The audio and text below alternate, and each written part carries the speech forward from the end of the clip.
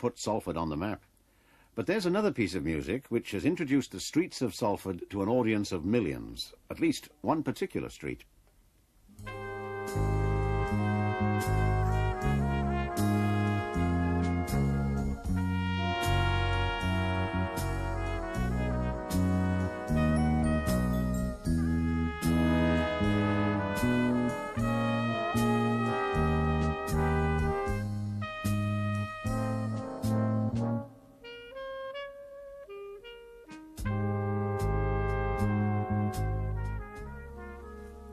Well, if you haven't got it now, after 18 years, you never will. Coronation Street, the mother and father of all soap opera.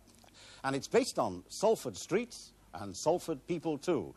And the man whose brainchild it was 18 years ago, the man who created it, wrote the first 13 episodes, is the man we're going to meet now, Tony Warren.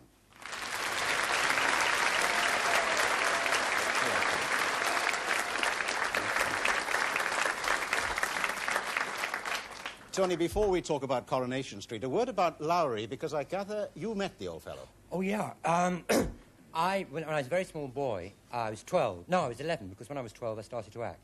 You can't act till you're 12.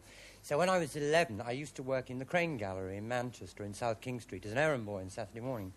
And there was this old guy who used to come in week after week after week and he was awfully nice, and he chatted, and he was friendly. And he used to say, I paint because I have to paint. And I didn't know who he was. And then people started making a fuss of him. And then, of course, it was revealed it was Lowry. And one day he came in, and he was very gleeful. And he said to me, you don't want to believe about what you read about me in the papers. So I said, why? He said, because I tell them anything. So he said, next week you'll read I was a tram driver. So I said, well, why will that be? And he said, because I told them. I just told them. And I think that was because he threw all these strange careers that didn't exist around to hide his secondary career, because, of course, he did have a secondary career, which wasn't much known about until after his death. He was a rent collector. I said at the beginning it was your brainchild, but how did it happen? How did this series get on the air? How was it launched? Well, I was sort of a writing starlet. I was... the starlet of the pen and pencil. What happened was, when I was about 21, Granada... I'd been a boy actor, and then I'd outgrown my talent. I got tall. So then I started to write for fun, and fun turned into money, and I wrote some episodes of detective serials and things like that, and Granada shoved me under contract, which meant that everything I wrote, edited, altered, or adapted belonged to them, which is fine. I loved it, except that they made me adapt Biggles. And I wasn't very good at adapting Biggles. And so, and I was very temperamental 21-year-old. Do I look as though I'm good at adapting Biggles? I was a very temperamental 21-year-old. So I had this executive producer who was a great big fat guy, like the fat man in Laurel and Hardy. And I climbed up on top of a tin cabinet, a green tin filing cabinet, and I said, I can't write about this. I want to write about what I know about. And he said, what do you know about, looking up like this? Because I said I wasn't coming down till he let me. And so I said, well, I know about backstage life, from having been an actor, and I know about the north of England. Now, backstage life is kiss of death. It just somehow never works. And there's a theatrical superstition about it that you just don't do it. You know, you think you always do, but try and think of how many have been really successful, and there are very few. But the north of England at that time, because everybody was ladies and gentlemen, everybody behaved as though they had a lovely home in the Thames Valley. And he looked out the window, and it was in the old Carreras tobacco building, the first Granada warehouse, and all the panorama of Salford was there. And he said, can you write me a programme that paints all of that? And I said, I was still on my tin cabinet, you've got to remember. I said, but I've written this programme. But he said, what have you done with it? And I said, I sent it to the BBC. And he said, what have they done with it? And I said, nothing. And they've done nothing with it to this day, to be quite honest.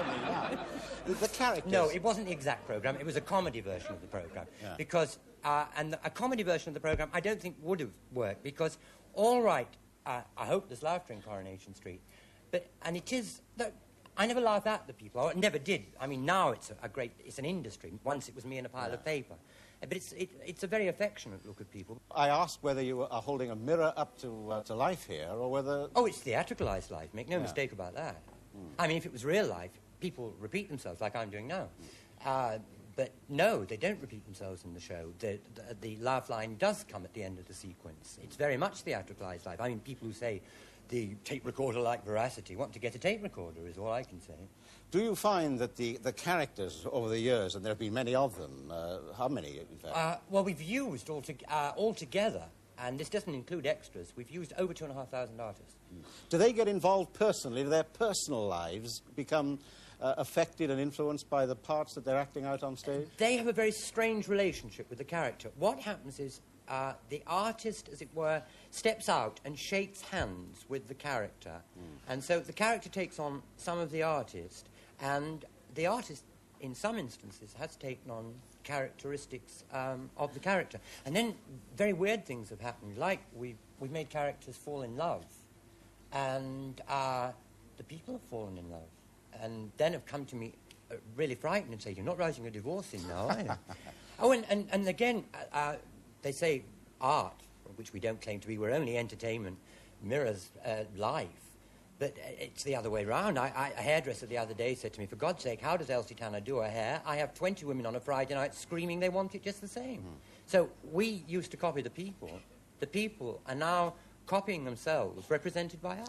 It does seem odd that something which is as basic as this, and you've admitted that's what it is, it's basic entertainment, should have this appeal still 18 years after the initial impetus. I wonder what it is. Is it a reflection on the audience or what? It's a long time for anything to run. Perhaps it was a good idea. All right, then. Tony Warren, don't go away, but thank you for joining us. Thank you.